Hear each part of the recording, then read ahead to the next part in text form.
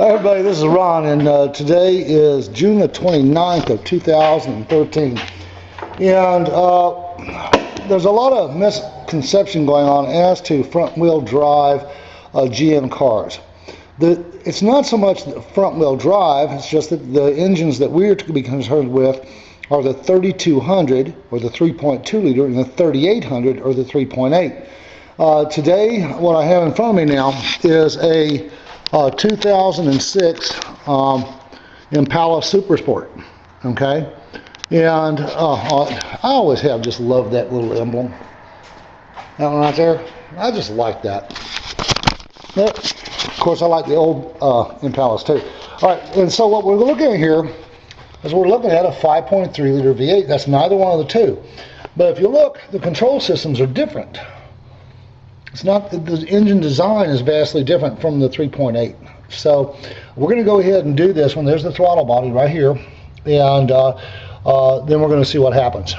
But this is the first one I've done, so I'm going to try to keep you posted as I go through on it. Okay, so now on this vehicle, here's what we're going to do. We went in there and took a look. All right, and here's the intake airstream. There's the mass airflow sensor. Then here is your breather hose. Okay, so that settles where the breather hose is right there. Now these have a special connector on them. I'll try to turn around here where you can see it a little better. Yeah, this connector right here. In order to release it now, all you gotta do is push that little tab down. Can you see the tab there? Right there. And just push that tab down and then lift it off. I'll show you. Let me hook it back up. Now it's snapped into place. Take the tab, pull it towards you. You may have to push it down to get it released. Push it down, push that tab that way, and then just lift up on it. Okay, that's how those come off. Now, there's another connector here. Okay, now this has got a retainer on the back side, and what you do is you take the gray piece, you just saw it move, right? Watch it, slide it up. Then there's a tab underneath there. Just get your finger to it, push it, and then wiggle it to get it to come loose. I'm gonna have to get this one to come loose with a screwdriver help, but I think we can do that. Let's see. Right, that there?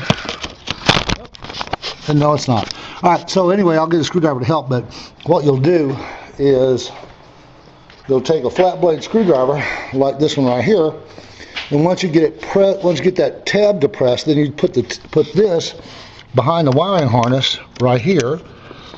Okay, and you just turn the screwdriver to wiggle it loose, because they do stick after they've been in there for a while. All right, this hose here. So you can see, let me get a flashlight on it so you can see it a little better.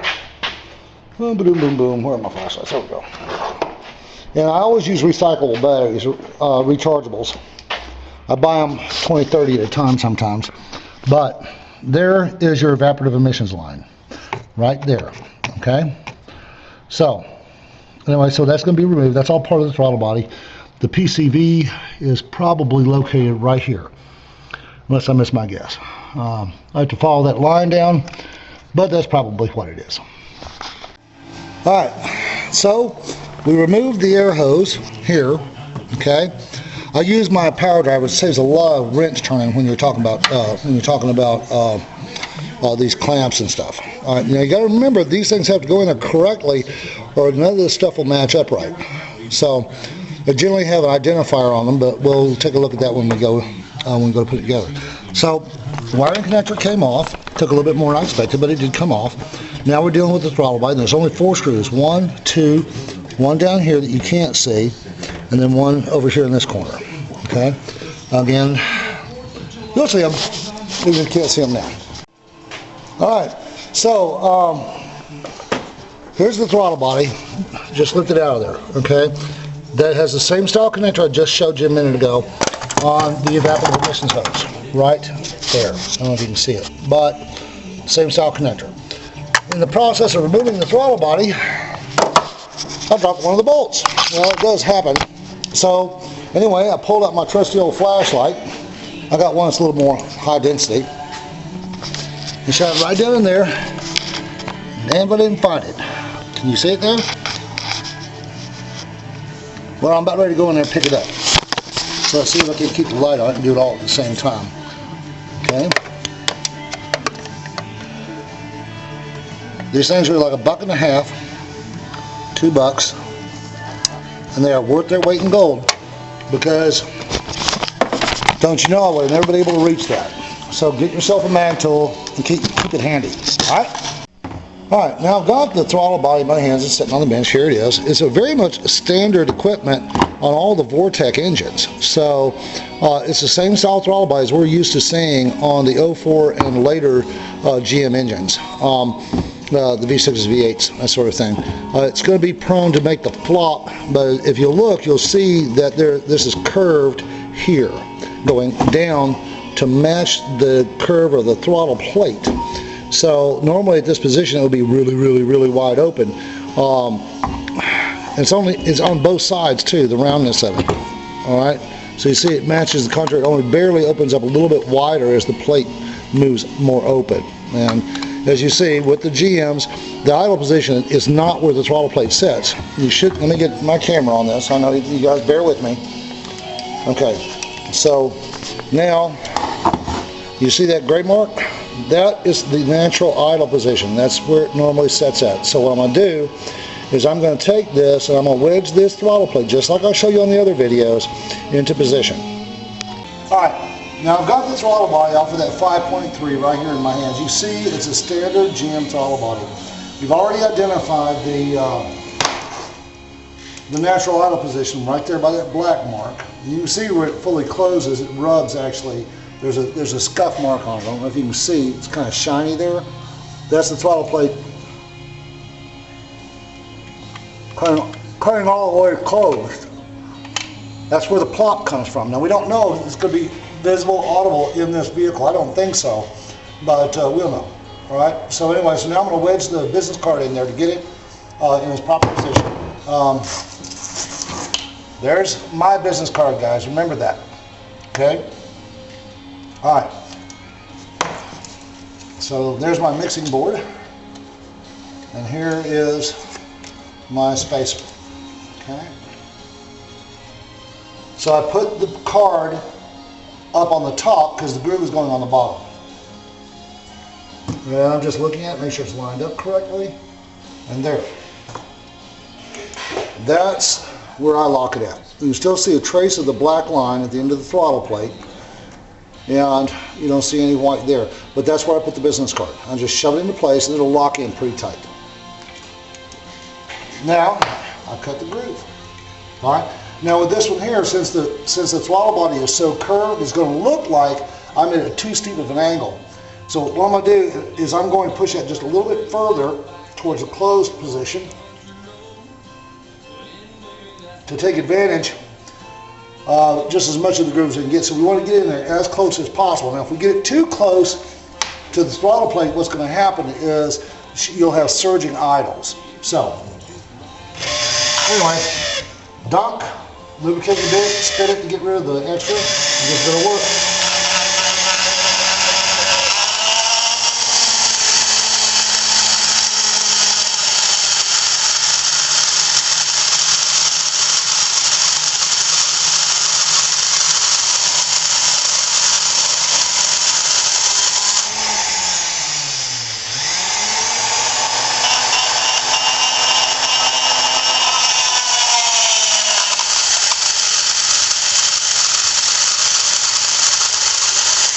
Cut slow and easy, let the bit do all the work.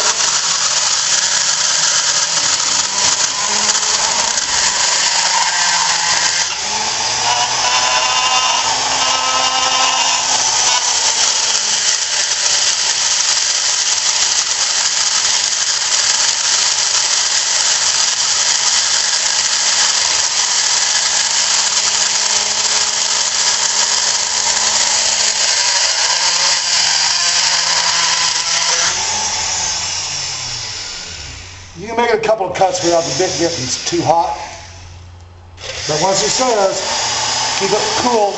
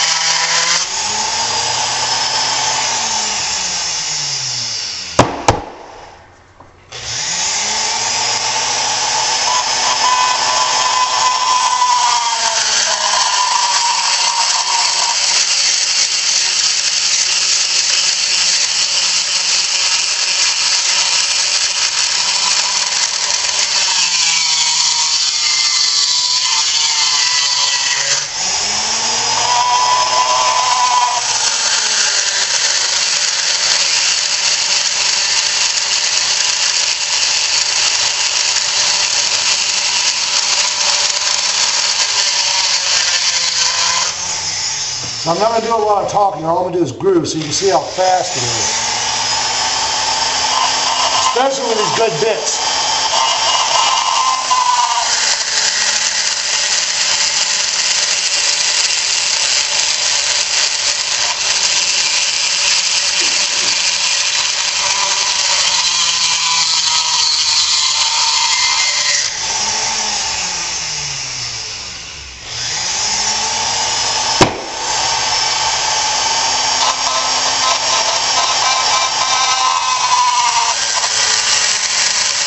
Remember, the first step was on the plate so that we could identify what angle is correct.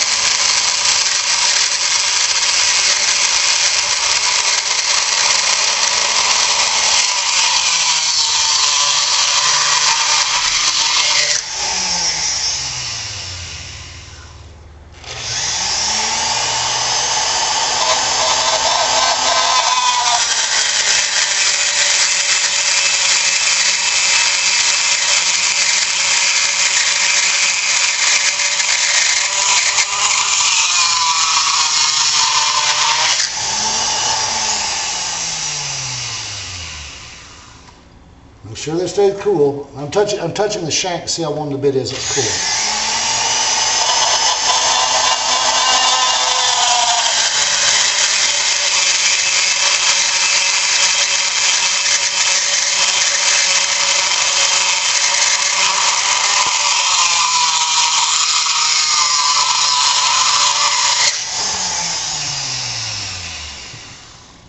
It's good, definitely cutting through. Y'all, I'm going to show you this. You guys need to see this because you'll be doing a few of these throttle bodies.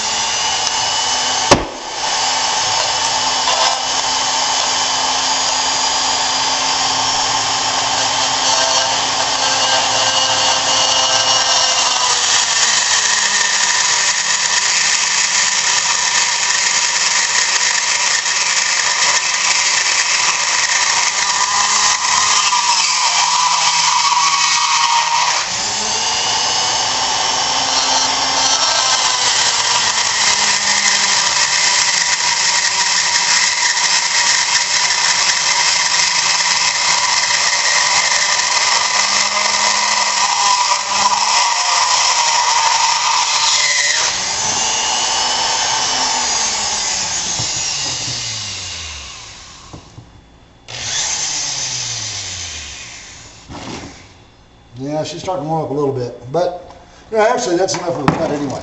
All right, so now I'm going to show you how much of that was cut, so that you can see from over there, around, and there's you can see the hole. Can't see it. Oh, from there, that's the customer helping me out here, and there's the hole. You can see it better like this probably. Okay, so it did cut through, and it will, if I had gone up any higher on the shank, sometimes you'll cut into the control module, and all you just do is fill in where you cut through with J-B on the inside of the groove, and don't worry about it. Okay, and then there it is, all the way around. Okay, there you can clearly see the hole now, I'm sure. So, anyway, there it is. Okay, and that's cutting the groove on these GM throttle body. So as you can see, this throttle body is not the same as what the 3800 and 3200 do. And those are the ones that are from 1996 all the way up to 2004 or 2003. So there you have it. Now we're going to go on and put this thing back in. All right, okay. So now we've got a hole cut through where we did the groove. Okay, right here, just to reinforce. Oh, there. You should be able to see that light coming through that hole. Okay? So, but on the outside it hasn't been cleaned yet. So what we've got to do is we've got to rough it up before we apply the J-B Weld. So what I'm going to do first is get my J-B started, because it takes a few minutes for it to start hardening. And sorry about the cigarette, guys. It's one of my next vices I got to quit. That and breathing, I suppose. So I'm just mixing up a 50-50 blend of the hardener and the resin of the J-B Quick. And I take a bit, mix it up.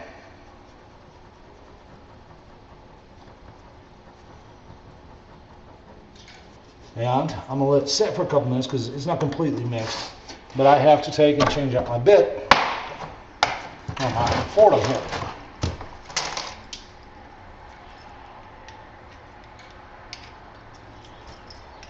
Because what I'm going to do is I'm going to put my drill bit in there, use it to scuff the surface because it'll get into smaller crannies. The tip is a whole lot smaller.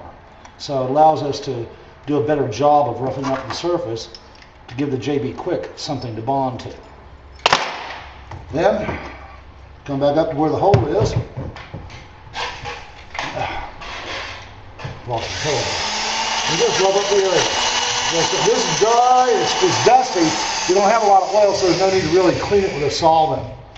All we got to do is loosen up the area around the hole, proceed the J-B Quick, make sure we've got a good bonding surface, at least one circle all the way around it, so make several little scuff marks. Make sure it's all shiny.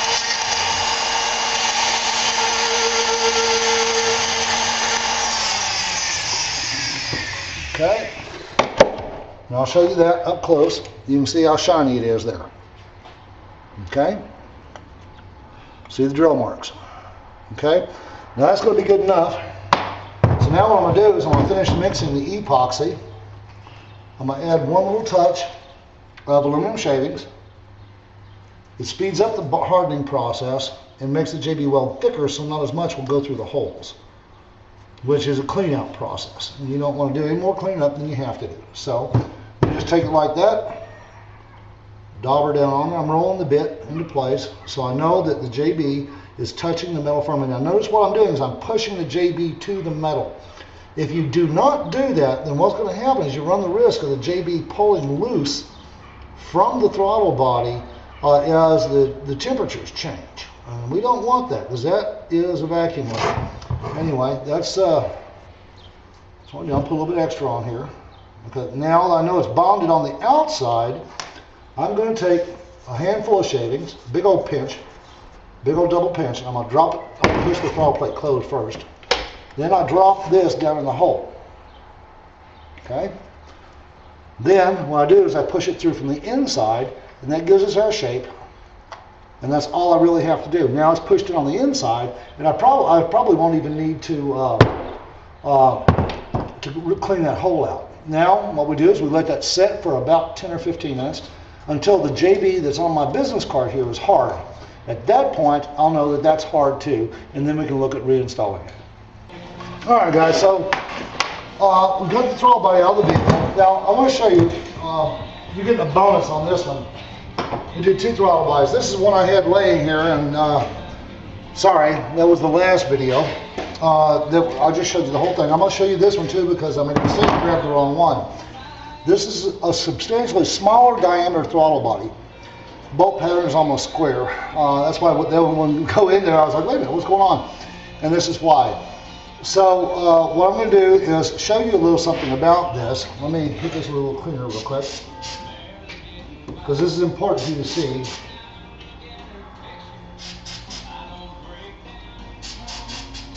Alright, so on this throttle body here, you'll see a hole right there. Can you see it? Okay, that is part of the evaporative emissions port that comes out right here. Okay, so what you'll want to do when you get close to that is skip. So I'm gonna stop here and then go over to here. So you don't have to put the whole groove in. I don't like seeing that miss, but there's no way to reroute that I know of. So it's going to stay right where it is, and we're just going to groove around it, and then we'll see what happens. All right. And this is one where you might cut into a passage down here too, so start a little bit lower. Make sure I got the largest bit here. Nope, that's a medium-sized bit. So we got to put in a large one.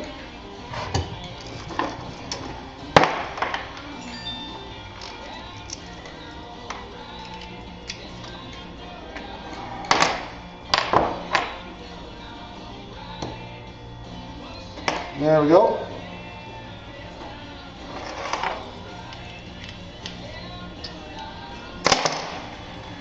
Go dump to lubricate. Kick off the extra.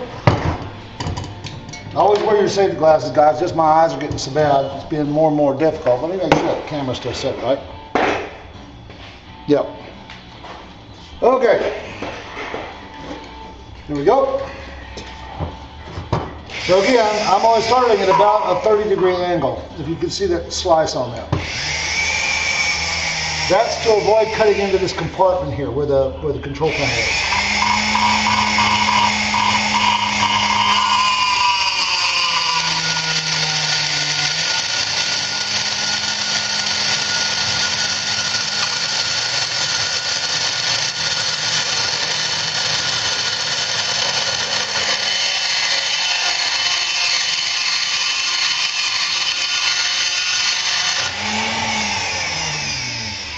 Well, I'm cut into it anyway. So I'm gonna have to J-B Weld that. That's okay.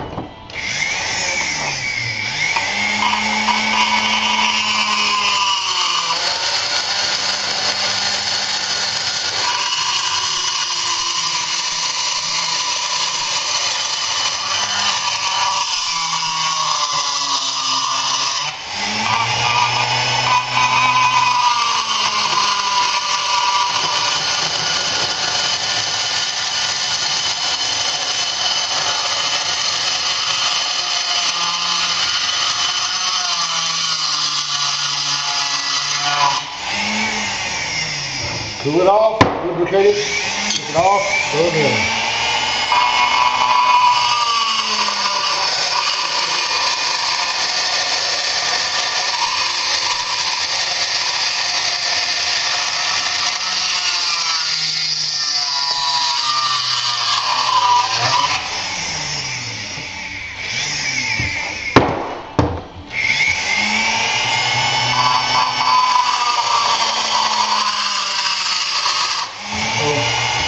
Cut into it.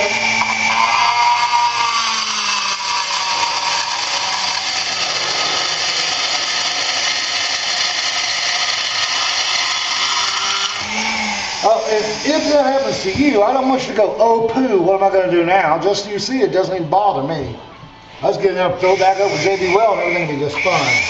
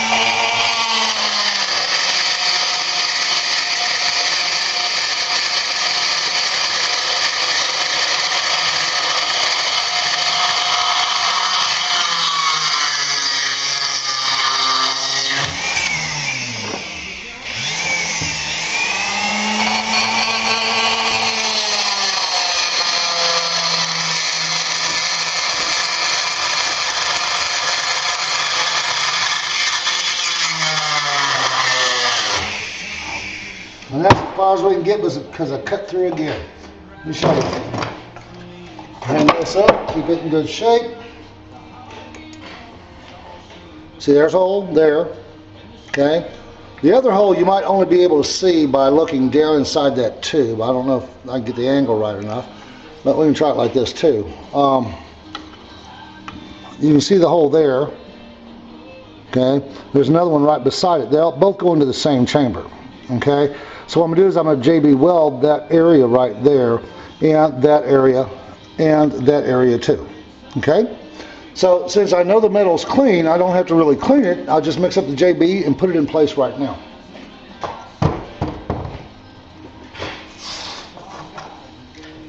But since I bored through in 4 places, that means I'm going to need more than I need on the last one I showed you. About double. Should be enough.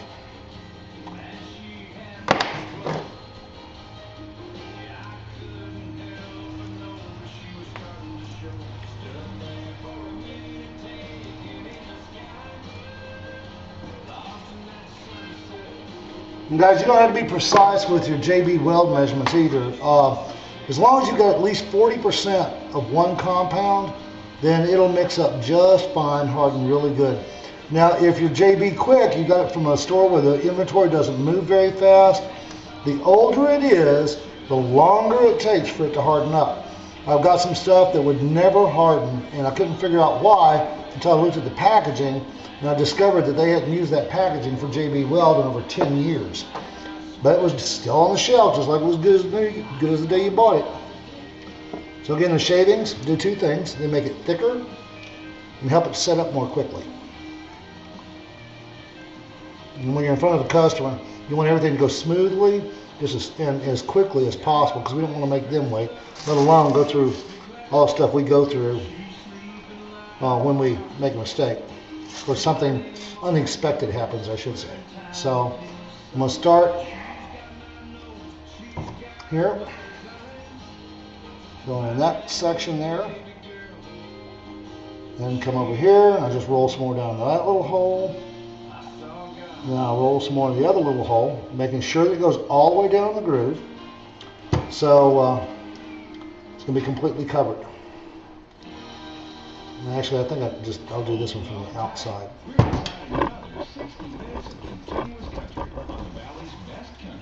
Trying to get it down there. I got some on the inside, so that'll be good to bond it with. But it helps if you clean the surfaces. This one's not going to be a problem. So, there we go. Just push that back down through there. And then, I'm going to set it like this. Because the J-B being liquid is going to want to fall down through it. So, and then we're going to leave that set for a couple minutes. And we'll come back. Oh, and guys, just as a little side note, see I have brake cleaner here. This is a hydrocarbon base, but it's residue free anyway. When you have J-B Weld on your bits after stirring them up, while it's wet, the J-B Weld comes off beautifully. So I just spray a little dab on my rag and then just wipe it off. You don't get none of that sticky stuff on your fingers, and the bit comes clean right away. So try not to let the J-B Weld set. If you do, then just get a sharp pocket knife, lay it down, and just shave it off after it hardens. Alright, so guys, we completed the modification. We reinstalled the throttle body, and the owner is a little camera shy. So, do you want to say hi? Yeah, come on over here. You're just not going to get to see your face, okay? Come on over here, and okay, this is your car, right? It is, and we just took it for a little test drive, and it had a lot of balls under that hood. That's why I bought this car, but I just took it for a test drive, and all the hesitation is gone. There is about, I don't know, tons more power,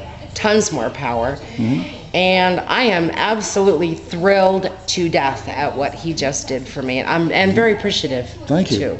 You mentioned something about hesitation on this too. Yes. Before it was done, my favorite thing to do, of course, is hit on ramps going about 100. But when I would, hit the throttle, there would be a slight hesitation before it would jump into, the speed mode. And it's been that way since I bought it. And so it was kind of normal for me. But when we just took it for the test drive, when I punched that throttle, it was smooth. There was absolutely no hesitation whatsoever. I am so surprised. So, and you saw everything that was done to your car. We cut the groove, we kept a vacuum line, right? Yes. Are you surprised that such a little alteration can make such a huge difference in the... I am more than surprised. Yeah. I'm actually kind of appalled, really, that our automakers don't do that for us already, considering the fact that you're paying a lot of money at the pump. Sometimes, it's a choice between putting food on your table for your kids or putting fuel in your car to get to work. And I'm just kind of appalled that they don't allow it, they don't want it, they don't have any interest, they just want to, keep it quiet because, I know why, because then you can't sell a bunch of gas to a bunch of poor people.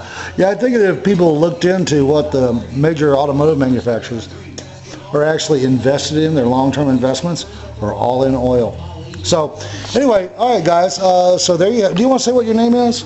My name's Cat Rose. Cat Rose. She drove to see me from Idaho. All right, and we've been delaying putting in her groove for a couple of days, but I knew it was going to be good.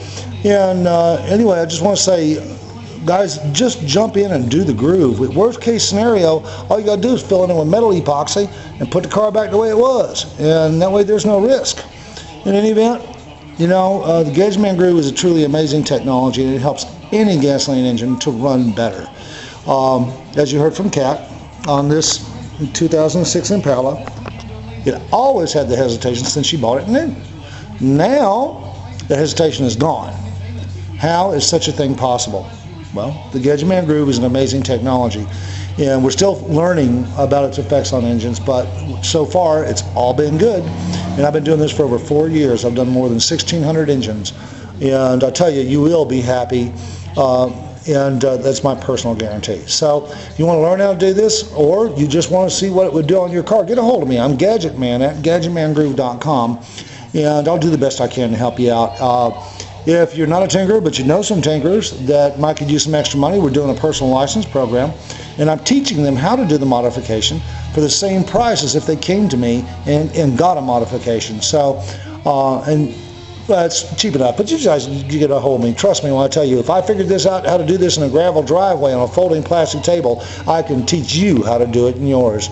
So on that note, I'll say God bless y'all richly and warmly, and as always, remember to smile for a stranger today. You will both be glad you did. Bye-bye.